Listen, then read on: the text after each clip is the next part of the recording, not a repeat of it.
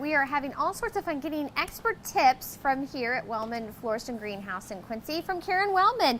Now, one thing we've been talking about, we've been planting seedlings and plugs, but it all comes down to watering, you say. Absolutely. The watering is key. If you don't water the soil all the way through, then your roots are going to just kind of plane out and they're not going to really do anything. So it's really important to water the plant. Water runs off soil right at the very first. So you can see here, this is a dry soil. So you coming across here like this, and we'll let it kind of soak in a little bit. Okay, if you just do that to your plant, it's really not going to be sufficient, because you're going to see down here that you don't go very far before you get dry soil again. Okay. So it's important to water it 2 to 3 times, especially when you're first planting, so all the soil is wet all the way through and your plant has a better chance of surviving.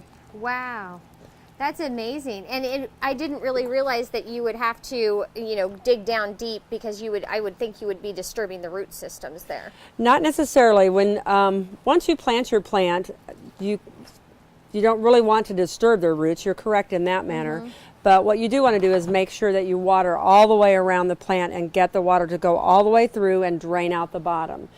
Because if you have dry pockets in your soil, then your roots have a less chance of getting through that soil and really binding and getting root bound, which makes the plant grow a little bit better. You can see here that it's trailing out. Right Okay, there.